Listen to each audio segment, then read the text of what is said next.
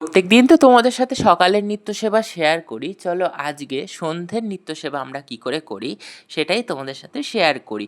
একটা কথা জানিয়ে দিই, সন্ধ্যের নিত্যসেবা কিন্তু আমি করি না। সন্ধ্যের নিত্যসেবা আমার মা করে।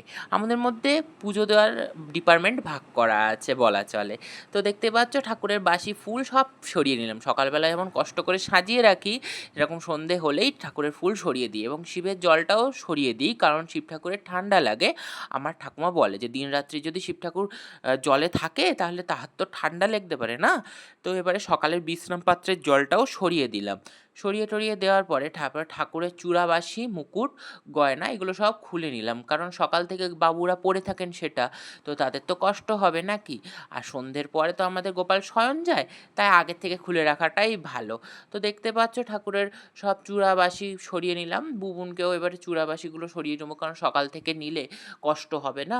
সকাল থেকে আমাদের দর্শন দেওয়ার জন্য তাহারা সেজে গুজে থাকে, তারপরে তো বিকেলের খুলে দিতেই হয়। এবার একটা কাপড় গামছা নিয়ে নিলাম ঠাকুরের, তাতে অঘরু দিলাম। অঘরু দেওয়ার পর অল্প একটু জল দিয়ে দিলাম। জল দেওয়ার পরে তারপরে সেটা দিয়ে হচ্ছে তাদের গা হাত পা মুছিয়ে দিলাম, যাতে একটু ঠান্ডা লাগে, কারণ এখন যা গরম ভ্যাপসা ওয়েদার, তো তাতে একটু তো এইসব ভিজে দিলে ঠান্ডা ঠান্ডা লাগে না কি। এরপরে ঠাকুরের বাসন যেটা ধুয়ে রেখে দিয়েছি সেই বাসনটা, মানে ভোগের বাসনটা দিলাম। ঠাকুরে এখন সন্ধ্যাকালীন ভোগ দেবো। ভোগে আজকে ছিল দুটো মিষ্টি আর জল।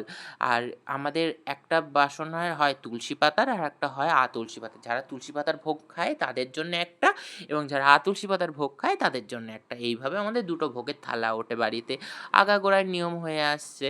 তো দেখতে পাচ্ছি এখানে প্রদীপ ধূপ জ্বালিয়ে নিয়েছি। এবারে শাঁখ ঘণ্টা বাজিয়ে ভগবানের আরতি করব। করার পরে তারপর এটা আর ভিডিও তোলা হয়নি, তো দেখে নাও আমাদের ঠাকুরদের সকলকে সকালবেলা ফুল দিয়ে সাজিয়ে রাখলে একটা ভালো লাগে। তো এবার শাঁখটাও বাজিয়ে নিলাম। তারপরে ঠাকুরের ভোগ নামিয়ে ভোগ জায়গাটা এঁঠো হয়ে যায় বলে, তাই সেই জায়গাটা মুছে নিলাম। পুরো ঠাকুর ঘরটাই একবার মুছে নেবো। এরপরে জগন্নাথের বাঁশিটা সরিয়ে দিলাম এবং গোপালদের তাদের বিছানায় সুন্দর করে শুইয়ে দিলাম এবং থালা বাসন ধুয়ে আমার কাজ মিটলো।